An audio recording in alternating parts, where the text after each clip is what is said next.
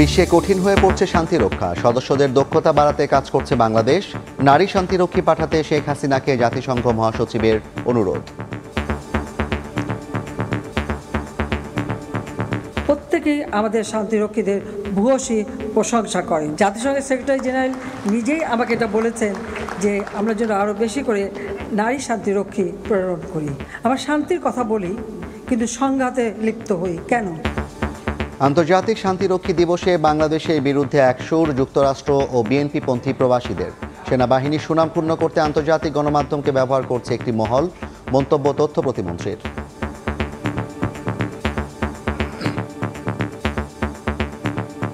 বাংলাদেশ সেনাবাহিনী তার মান সম্মান, তার ইন্টিগ্রিটি সেটিকে টার্গেট করেছে। একটি গোষ্ঠী একটা সিন্ডিকেট করেছে, একটা নেক্সাস তৈরি করেছে, করে তারা এইভাবে আন্তর্জাতিক কিছু গণমাধ্যমকে ব্যবহার করে এই ধরনের অপপ্রচার তারা করছে।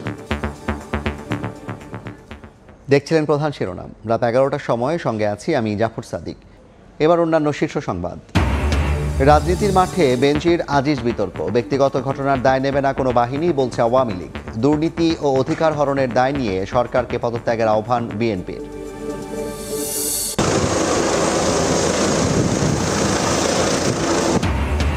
ক্ষতিগ্রস্ত এলাকায় গিয়েও যেন গেলেন না প্রতিমন্ত্রী। কলেজ মাঠে নেমে নামমাত্র ত্রাণ দিয়ে উড়ে গেলেন হেলিকপ্টারে। সুন্দরবনের বাঁকে বাঁকে ঘূর্ণিঝড় রেমালের ক্ষত। তৃতীয় ধাপের উপজেলা ভোটেও আওয়ামী লীগ সমর্থকদের জয় জয়কার। ব্যালটে প্রতীকের ভুলে বগুড়া সদরে ভাইস চেয়ারম্যান পদে নির্বাচন স্থগিত।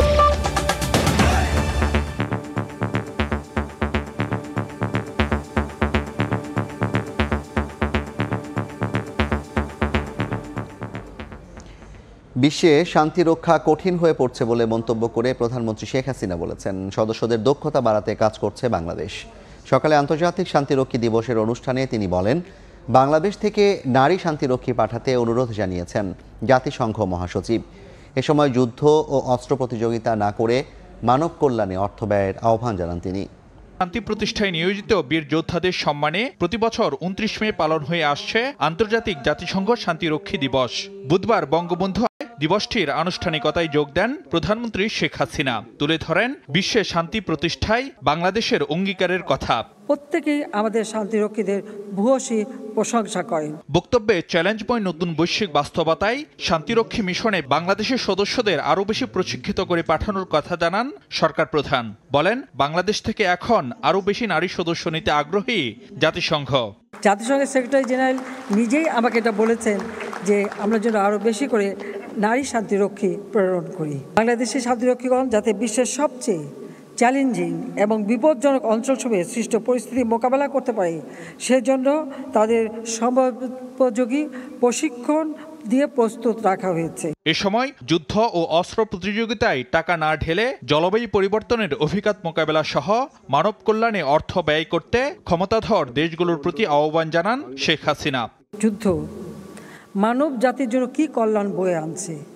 আমরা শান্তির কথা বলি কিন্তু সংঘাতে লিপ্ত হই কেন? অস্ত্র তৈরি আর প্রতিযোগিতা, এই অর্থটা জলবায়ু অভিঘাত থেকে মানব জাতিকে রক্ষা করার জন্য সেই ফান্ডে সেই অর্থ দিতে পারে এবং ক্ষুধার্ত এবং শিক্ষা বঞ্চিত যে সমস্ত শিশুরা, তাদেরও শিক্ষা এবং স্বাস্থ্য ও ক্ষুধা নিবৃত্ত করবার জন্য ব্যবহার করতে পারে। পরে বিভিন্ন মিশনে কর্মরত সশস্ত্র বাহিনী ও পুলিশ সদস্যদের সঙ্গে ভার্চুয়ালি কুশলাদি বিনিময় করেন সরকার প্রধান। এ সময় বিশ্ব পরিমণ্ডলে দেশের ভাবমূর্তি উজ্জ্বল রাখতে শান্তিরক্ষীদের আন্তরিকতা ও পেশাদারিত্ব বজায় রেখে কাজ করতে বলেন প্রধানমন্ত্রী।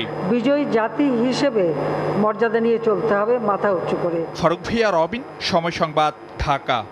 গোষ্ঠী বাংলাদেশের বিরুদ্ধে ষড়যন্ত্রে লিপ্ত, আর তারাই ডয়েচে ভেলেকে দিয়ে বাংলাদেশের সেনাবাহিনীর বিরুদ্ধে ডকুমেন্টারি করিয়েছে বলে মন্তব্য করেছেন তথ্য ও সম্প্রচার প্রতিমন্ত্রী মোহাম্মদ আলী আরাফাত।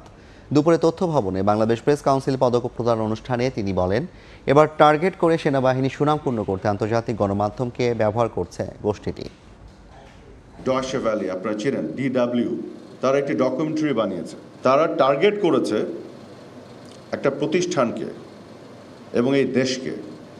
বাংলাদেশ সেনাবাহিনী তার মান সম্মান, তার ইন্টিগ্রিটি সেটিকে টার্গেট করেছে এবং আন্তর্জাতিকভাবে শান্তিরক্ষা মিশনে আমাদের যে পারফরমেন্স, আমরা গোটা বিশ্বব্যাপী আমাদের যে সুনাম, সেই সুনামকে ক্ষুণ্ণ করার জন্য, আমাদেরকে খাটো করে দেখানোর জন্য এক ধরনের ম্যালিশিয়াস দুরভিসন্ধিমূলক একটি অপপ্রচারমূলক একটি ডকুমেন্টারি তারা তৈরি করেছে। বাংলাদেশকে খাটো করার জন্য একটি গোষ্ঠী একটা সিন্ডিকেট করেছে, একটা নেক্সাস তৈরি করেছে, করে তারা এইভাবে আন্তর্জাতিক কিছু গণমাধ্যমকে ব্যবহার করে এই ধরনের অপপ্রচার তারা করছে।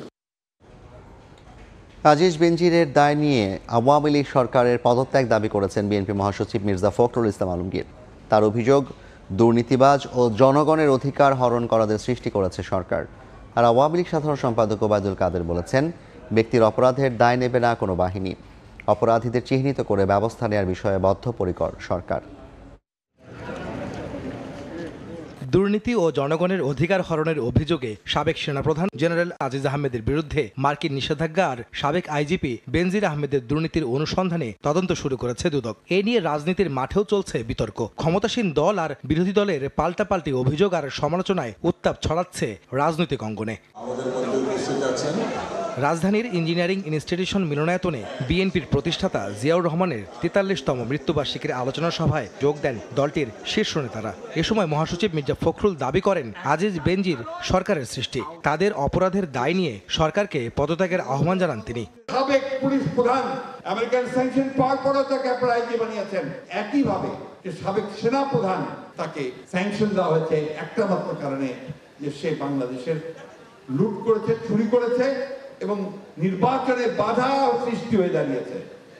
বন্ধুগণ, এই দায় কি শুধু ওদের না, এই দায় এই সরকারের, যারা আজকে জোর করে ক্ষমতা দখল করে বসে আছে, যে এখন আপনাদের রিজাইন করা উচিত এই কারণে। এদিকে ধানমন্ডিতে দলীয় সভানেত্রীর কার্যালয়ে সংবাদ সম্মেলন করেন আওয়ামী লীগ সাধারণ সম্পাদক ওবায়দুল কাদের। এ সময় তিনি বলেন, ব্যক্তির অপরাধের দায় নেবে না কোনো বাহিনী, দুর্নীতির বিরুদ্ধে সরকার জিরো টলারেন্স নীতিতে বিশ্বাসী বলেই অভিযুক্তদের বিষয়ে তদন্ত করছে দুদক।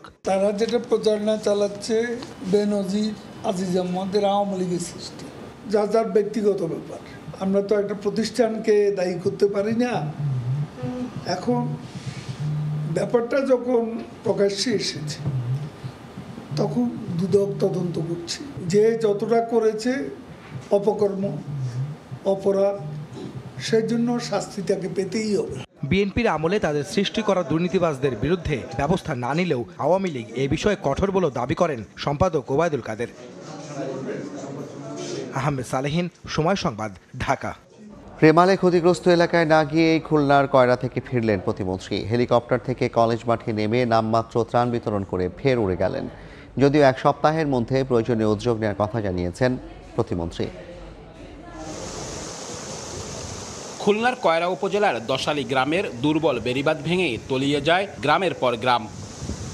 একই অবস্থা উপজেলার আরও কয়েকটি স্থানে, এতে বিপাকে শত শত পরিবার। আমরা ৫-৭০০ জন লোক এখানে কাজ করেছি। কাজ করার পরে জোয়ারের প্রভাব হয়ে গেছে, বেশি বেড়ে গেছে, যার ফলে আমরা আর বাচ্চাটিকে রাখতে পারলাম না। মা বোনেরা কিভাবে রাস্তাঘাটে বেরিয়ে আছে, আমরা মাননীয় প্রধানমন্ত্রীর কাছে আমরা ভেড়িবাদ চাই।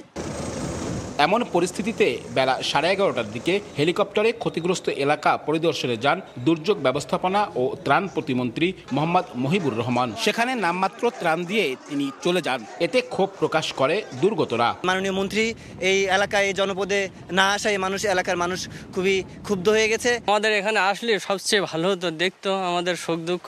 ঘরে চাউল না দিলেও, খাওয়ার না দিলেও অন্তত রাস্তাঘাটগুলো আমরা এইটাই চাই। তবে ত্রাণ বিতরণ শেষে প্রতিমন্ত্রী আশ্বাস দেন, দুর্ভোগ লাঘবে আগামী এক সপ্তাহের মধ্যে প্রয়োজনীয় উদ্যোগ নেওয়া হবে। এই সপ্তাহের মধ্যে আমরা ক্ষতির সমস্ত রিপোর্ট মাননীয় প্রধানমন্ত্রীর সাথে রিপোর্ট পেশ করব এবং আগামী সপ্তাহ থেকে আমাদের কার্যক্রম শুরু হবে। ঘূর্ণিঝড় রেমালে খুলনার কয়রা, পাইকগাছা ও দাকপ উপজেলায় অন্তত 20টি স্থানে বেড়িবাঁধ ভেঙে গেছে, তলিয়ে গেছে 9,000-এরও বেশি চিংড়ি ঘের।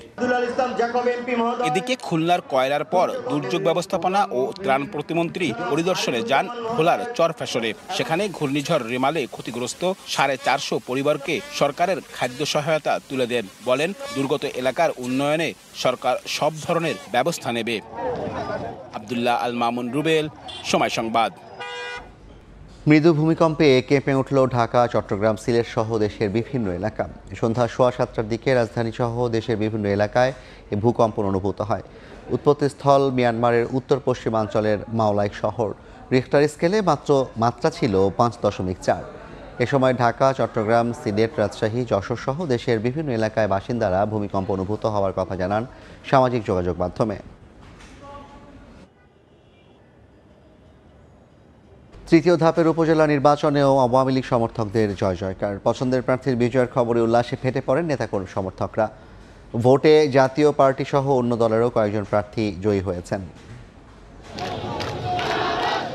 ভোটের ফলাফলে পছন্দের প্রার্থীর জয়, তাই তো বাঁধভাঙা উল্লাসে মেতে ওঠেন কর্মী সমর্থকরা। নেচে গিয়ে মিছিল স্লোগানে চলে বিজয় উদযাপন। বুধবার সন্ধ্যার পর থেকেই তৃতীয় ধাপের উপজেলা পরিষদ নির্বাচনের ফলাফল আসতে শুরু করে। রিটার্নিং কর্মকর্তার ফলাফল ঘোষণার পরেই একে অপরকে জড়িয়ে ধরে আনন্দ প্রকাশ করেন জয়ী প্রার্থীর কর্মী সমর্থকরা। তাদের আনন্দে যোগ দেন বিজয়ী প্রার্থীরাও। ফুলের মালা দিয়ে পছন্দের জনপ্রতিনিধিকে বরণ করেন কর্মীরা। এটা শুধু আমার বিজয় না, এটা যারা আমাকে সহযোগিতা করে এখানে নিয়ে এসেছে তাদের বিজয়। যে প্রতিশ্রুতি নিয়ে আমরা নির্বাচিত হয়েছি, ইনশাআল্লাহ আমার এই প্রতিশ্রুতি আমি শতভাগ সততার সহিত, আমার ইমানের সহিত আমি আমার প্রতি যে দায়িত্ব কর্তব্য অর্পিত হবে, আমি সেই দায়িত্ব কর্তব্য পূর্বের ন্যায় ইনশাআল্লাহ সফলভাবেই পালন করব। নির্বাচনী ফলাফলে জয়ী উপজেলা চেয়ারম্যান, ভাইস চেয়ারম্যান ও নারী ভাইস চেয়ারম্যানদের মধ্যে বেশিরভাগই ক্ষমতাসীন আওয়ামী লীগের। অন্যান্য দলেরও কয়েকজন জয়ী হয়েছেন। তবে ভোটারদের প্রত্যাশা দলীয় বিবেচনায় নয়, এলাকাবাসীর কল্যাণে নবনির্বাচিত জনপ্রতিনিধিরা তাদের নির্বাচনকালীন প্রতিশ্রুতি বাস্তবায়ন করবেন। জনগণের কল্যাণের কাজ করবে, জলবদ্ধতা নিরসনের কাজ করবে, আপনার মাদকমুক্ত সমাজ গড়বে। তৃতীয় ধাপে 87 উপজেলায় অনুষ্ঠিত হয় নির্বাচন। এর মধ্যে 16টি উপজেলায় ইভিএম এবং বাকি উপজেলাগুলোতে ব্যালট পেপারে হয় ভোট। খাদিজা স্বপ্না, সময় সংবাদ। দেখছেন রাত 11টার সময়। গ্রামীণ সাংবাদিকতা ক্যাটাগরিতে বাংলাদেশ প্রেস কাউন্সিল পদক 2023 পেয়েছেন সময় সংবাদের পটুয়াখালী জেলা প্রতিবেদক শিকদার জাবির হোসেন।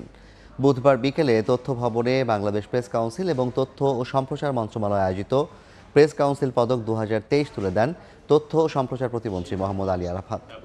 সাগর ও নদী বেষ্টিত দ্বীপ রাঙাবালিতে নেই হাসপাতাল, 2 লাখ মানুষের ভরসা, হাতুড়ে ডাক্তার এবং কবিরাজের তাবিজ কবচ। এ বিষয়ে 2022 সালে সময় সংবাদে শিকদার জাবির হোসেনের বিশেষ প্রতিবেদনের জন্য তরুণ এই সাংবাদিককে দেওয়া হয় প্রেস কাউন্সিল পদক।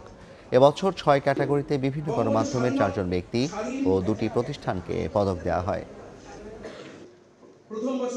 জিডিপির উচ্চ প্রবৃদ্ধি অর্জনে কর্মপরিকল্পনা সাজানো হলেও দেশে সেভাবে বাড়ছে না কর্মসংস্থানের সুযোগ, কমছে না বেকারত্বের চাপ।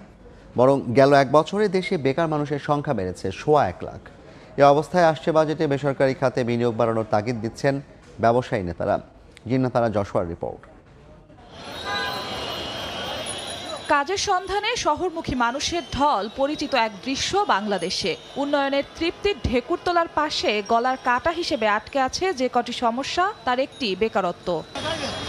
বিবিএসের সবশেষ জরিপের তথ্য, দেশে মোট শ্রমশক্তির আওতায় থাকা 7,37,50,000-এর মধ্যে বেকার রয়েছে 25,90,000 নারী পুরুষ। হিসেব বলছে কাজের সন্ধানে থাকা এসব মানুষের সংখ্যা বছর ঘুরতে বেড়েছে 1,20,000। অনেক বেকার ছেলে মেয়ে আছে, ক্যাম্পাসের দিকে তাকালেই সেটা বোঝা যায়। বেকারত্ব সমস্যা যাতে আরো সমাধান হয়।